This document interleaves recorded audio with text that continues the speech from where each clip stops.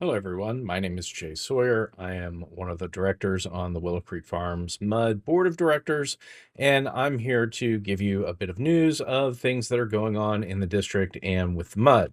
Now, just a quick disclaimer. This is not an official statement from the Board of Directors. It has not been reviewed or approved by the board. Views or opinions are mine and mine alone. I will use we or us to refer to board actions, I or me to refer to things that I've done or my personal opinions in my role as director. So now that we have that out of the way, let's go ahead and talk a little bit about our finances. So right now, the MUD is in a really good financial position. We have a little bit of over 17 months of reserve, total of 3.2, almost $3.3 million of funds available.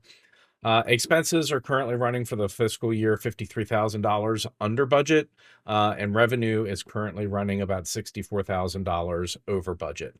So that's putting us again in a pretty good position. We've got more cash coming in than we were planning on. So we'll talk about what some of that means in another video. The last thing, though, is the impact of Waller CAD's error when they were calculating the homestead exemptions. The values that we had available, which were the certified values at the time that we based the tax rate on, included the 8% exemption rate, not the 16% exemption rate. So our revenue coming in is from the taxes is going to be less than what we anticipated when we set the tax rate. Now, the largest impact for this is going to be in our debt service fund. So that's it. There's going to be less money going in, which is going to impact how we have to calculate the debt tax rate to make sure that we can pay off our debts. The operational impact on the maintenance and operation budget is pretty limited. It's going to be covered by reserves plus a bit of budgeted surplus. And the M&O portion is a lot smaller on the overall tax rate. So, of course, the impact on the operating budget and the operating revenue will be less. All right, one of my favorite topics, property tax exemptions. I know we just finished collecting taxes, just this past month. Everybody's taxes were due just a week or so ago from when I'm recording this. But just as soon as we, take all your money, we are turning around and looking to take more, or in this case, take less, which is always a good thing. I love to be in that position. But it is time for us to consider our tax exemptions for the coming tax year. As I've mentioned before, as I'm sure y'all know, our homestead exemption is currently at 16%. Our over 65 and disability exemption is at $20,000. I definitely want to increase that homestead exemption. I'm targeting 20%. We will be talking about that as a board. I will be sharing a video later that goes into some of the thinking and planning that I've done around the homestead exemption, but I'm not going to release that until after our next meeting, which is just in a couple of days from the time that I'm recording this, until after that meeting has already started, because I don't want there to be any issues with violations of the Texas Open Meetings Act, because it will be talking about decisions to be made by the board and be publicly available for other directors. So that's one of the legal things that we need to be aware of on the board. But once that, I'm going to schedule it to probably start to be published at about 6:30 on Tuesday. So that will be during our meeting. So you'll be able to get an idea of the planning that's involved in issuing these tax exemptions and some of the things that I'm looking at to try and get us to that 20% exemption rate. All right, so Texas Heritage Marketplace, from a tax and finance perspective, the value as of 1/2025 is what we're collecting from them right now. So there was additional value that got added to our taxable value from the loss of their ag exemption, plus some on top of that. So that was really good. That helped us fund that 16% exemption that we pushed through last year. So that was good. Now, coming up next year, um, the taxes that we collect in January 2027 are going to be for the value as of January 2026. So even though we'll have stores open by then, we're not going to see the value of those stores on our taxable base just yet. That said, we will see some increase in value. The appraisal method that they should be using for this is called the replacement basis, which would be how much it would cost to rebuild that thing from scratch. I know that we've seen, millions of dollars of contracts and payouts and that kind of stuff. So we should see some increase in value here. How much is it going to be? It's hard to say. But again, I'll talk about that in another video where I talk about some of the guesswork that we do. Now, for January of 2028, that's when we're going to see Target, Lowe's, some other stores open. So we should see a large increase in value from Texas Heritage Marketplace. That's going to allow us to start cutting the tax rate some more. And then by 2029, we should have all the anchors open. Most of the other stores, if not all the other stores, are open. Large increase in value. So this should give us a really good kind of basis moving forward and really allow us to pull down the tax rate that the folks here in the neighborhood pay. Really looking forward to that.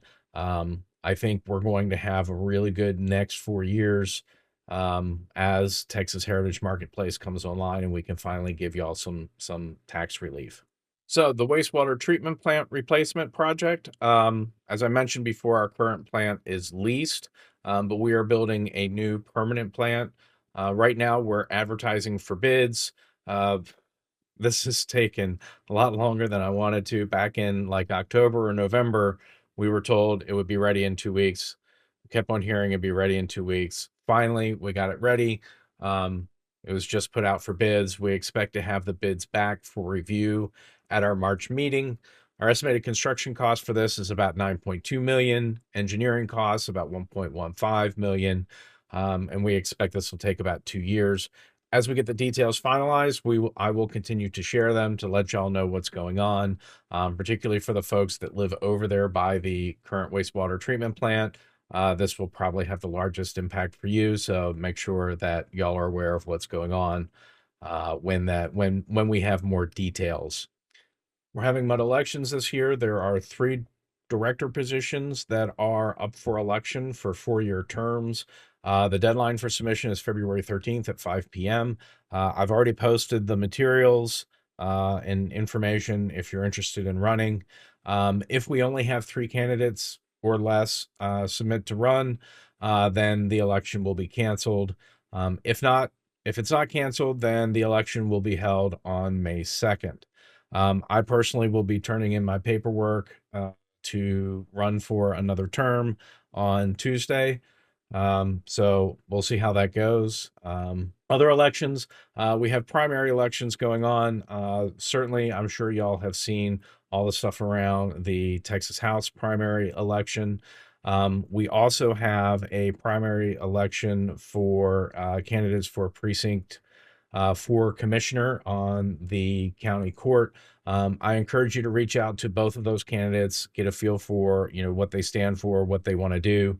I did have the opportunity to talk to Mr. Smith, Dan Smith, the other day. Certainly, he's very well aware of a lot of the local issues that we face. Being on the City of Katy Council, has had him focus a lot on stuff that affects the city of Katy, but also affects us too, because we're kind of intertwined. I have not had the same opportunity to talk with Brian Cantrell. I do hope to get an opportunity to talk with him, see what his thoughts are on some of our local concerns and what he'd like to do as commissioner. Again, encourage all of you to do the same. Vote for who you think the best candidate is going to be to represent us. And we'll see how that goes.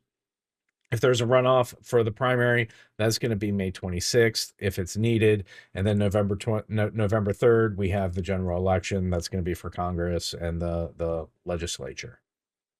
So, and since this is an election year, this is Mel's opportunity to review the job that I've done here in the past 4 years. But I did want to highlight some of the things that I feel that I've accomplished that have been pretty important. One, the completion of the amenity pond projects. We voted on the bonds for that, as well as the plans and that kind of stuff, in my first term. But continue to oversee and monitor the completion, let folks know of what was going on. That was in my second term. Biggest thing, probably the most important thing that I feel that I've done in the past 4 years is to drive that homestead exemption to 16%. It took a lot of work, took a lot of analysis, a lot of planning, but that I think has been a key accomplishment. Really, really proud that we've been able to drive that to 16%, and I do hope to continue driving that further. Really worked very hard to manage our finances, really dug into the ins and outs of how the taxes worked, how the water billing worked, getting forecasting and planning to understand, what impact the decisions that we make, like on the rate order, will impact our overall financial position. So that way we could make very informed decisions, trying to minimize the impact on the residents while ensuring that we maintained a good fiscal position for the district. Um, One of the key things too, I really pushed TNG to improve processes and procedures. A couple of years ago, it's been a little time now. We had two boil water notices within 3 weeks. To me, that was completely unacceptable. That should not happen. Yes, mistakes happen, and perhaps we'll have a boil water notice because of that, pumps break, that kind of stuff. But these were two major failures in a very, very short period of time. That to me sounded like something was going wrong with TNG, and some processes needed to be improved.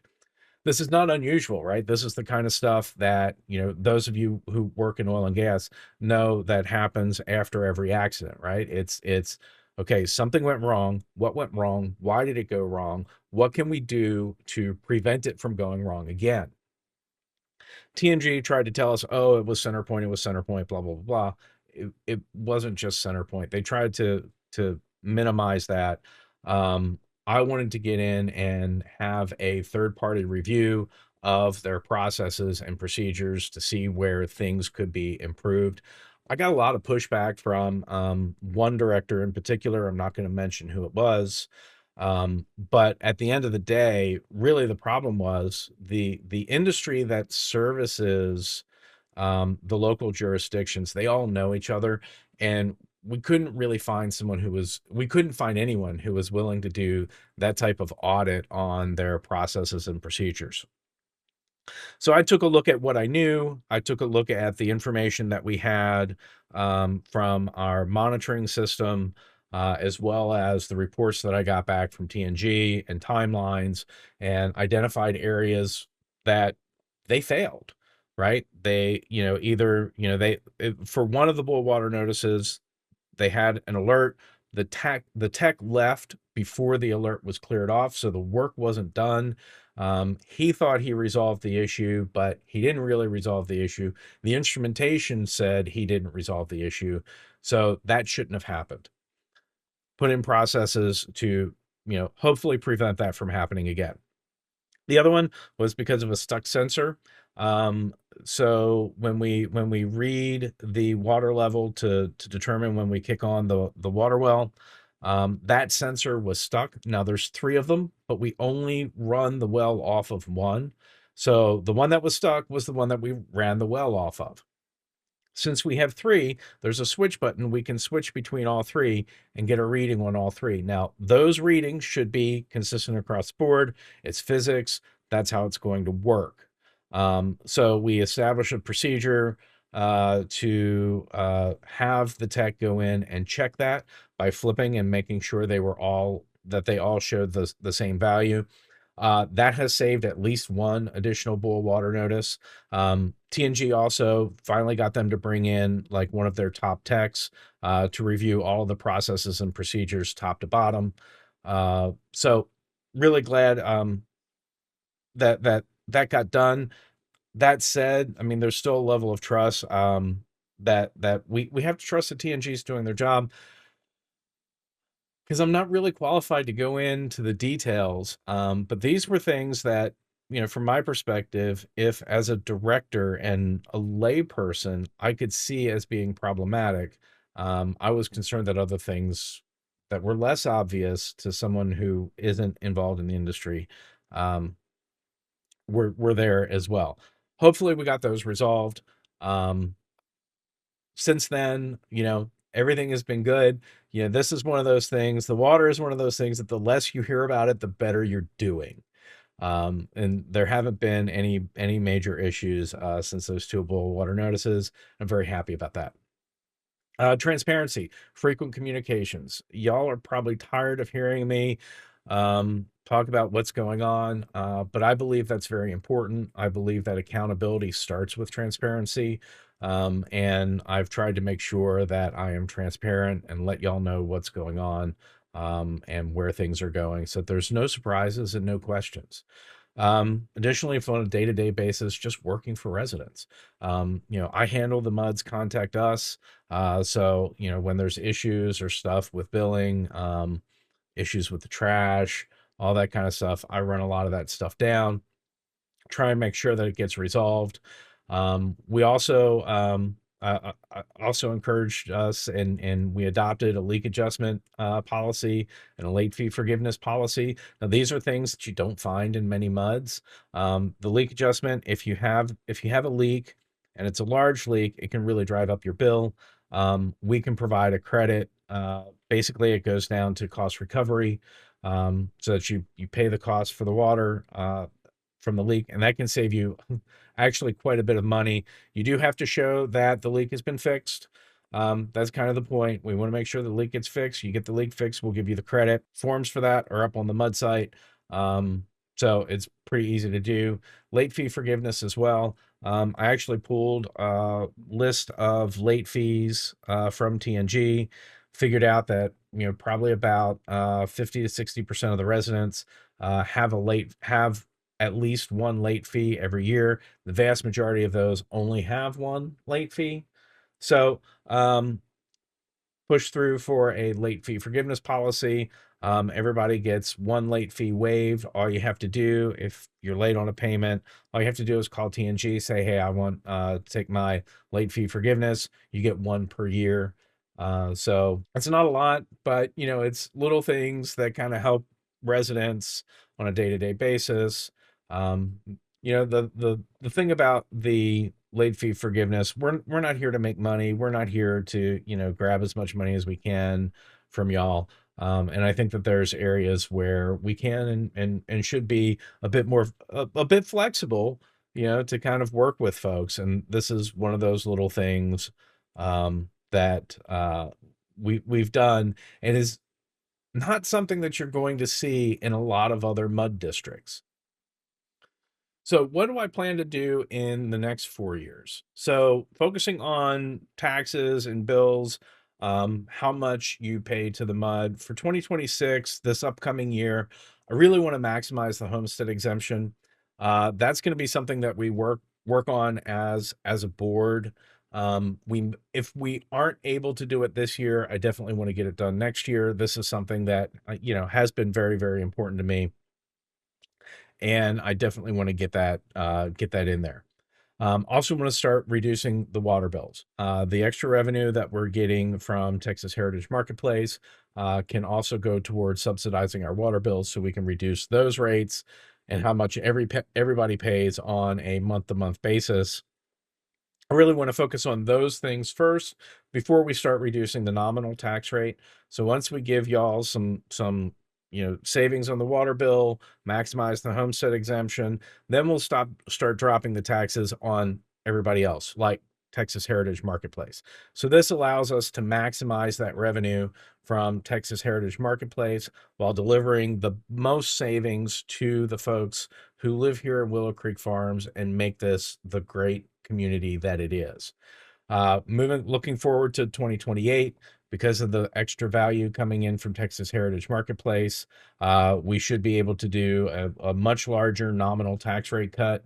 At this point, the businesses will be getting that tax rate cut too, but we'll benefit as well. 2029, we'll probably see the tax rate maybe relatively steady, maybe cuts. Some of this, when we're getting out to 2028, 2029, especially 2029, don't really know. I mean, there's a lot of things that can go on between now and then. This is kind of what I'm looking at and what I plan to be focusing on in the next 4 years. Also, in the next 4 years, I want to return a focus to Parks and Rec. When we did the amenity pond project, we knew that was going to be the last thing for a little while, at least until we got the commercial in. So we wanted to do something big. I think we did a really good job with that. But now that we have the commercial coming in, I think it's time for us to take a look at what we can do with Parks and Rec to improve the overall quality of life, as well as maintain or improve our property values. So in the coming year, 2026, kind of envision some of the smaller items. These are small little quality of life things, benches, trash cans, particularly down by the fishing pier. There's no trash cans down there. We need to make sure that those are in place. Some additional benches, by the fishing pier, also off of Willow by the other amenity pond. Possibly look at doing some sidewalk repairs as well. There are a couple of the sidewalks that we've put in place in the past few years that could use some repair. So let's take a look at what we can do with that. Maybe that's something where we can partner with the HOA, because the problem with that is there's like a minimum fee just for them to get started on the work. So the more that we put in there, the more value, the more bang that we get for the buck. So we'll see about that. Also want to really get started on parks planning. So we had a parks plan that we did like 4 years ago. And kind of put it on hold. I want to pull that back out. Let's start revising it. Let's start engaging the community for feedback. Start getting a plan in place for what we're going to do in the next coming years. From a parks perspective, I really want to focus on, stuff that is going to improve our home values. That's very important to me. Our homes are a large investment. And I do think that the MUD should be focused on, what we can do to improve those home values. But also, we want to make sure that we listen to residents and we provide the things that residents really want, and will improve their overall quality of life and their day-to-day life. So we do want to have, good community feedback for that. Do want to hear from, real estate agents. I'd really like to get as much feedback as we can so we can put together a really cool, awesome parks plan, looking further forward into the future. 2027, start taking on some larger items. We should have some additional tax revenue where we can kind of work with that, get those larger items in, things like finishing the walking trails around the amenity ponds. We couldn't quite finish those when we first did them. We didn't have the budget for it. So like to get those extended on both sides. Look at other places where we can add or extend walking trails. Maybe exercise things. I'm not sure, right? We got to look at how much budget we have and how much budget we have to work with. That's kind of what I have in mind. Also get more into detailed planning and design around parks. So after the first round of kind of the big wish, kind of big vision, let's get into the details of doing individual projects, looking at a possible bond issue in 2028. Of course, the more bond debt that we rack up, the further off possible annexation is from the city of Katy. So we definitely want to make sure that we do that. And we already have approval for a bunch of parks bonds, and get started on the larger projects. Now, I've already started some of this. I've reached out to Hillcorp, who owns the mineral rights for all of the drill pads. Now, these are, very large open green space that I would love to be able to do something from a park and rec perspective with. So I've already kind of started talking with them. I've reached out and talked to a couple of folks at Hillcorp. They didn't come back and say hell no. So I take that as a positive, and we'll take it and see what we can do to build out on those large open areas that we have that are drill pads. So 2028, 2029, doing those larger projects, really enhancing the quality of life, and building out amenities, parks and playgrounds and that kind of stuff, to, make Willow Creek Farms, an even greater place to live. All right, thanks for joining me. Again, I'm Jay Sawyer. I'm one of the directors on the Willow Creek Farms MUD Board of Directors. If you have any questions about any of the items here, feel free to contact me. You can go to the MUD's Contact Us page. You can contact me on Facebook. Lots of folks do that. You can also send me an email directly at jsawyer@wcfmud.com. Certainly happy to answer any questions that you have. If you have any concerns or issues with trash collection or TNG or anything like that, feel free to reach out to me as well. So until next time, take care, and I will talk to you later.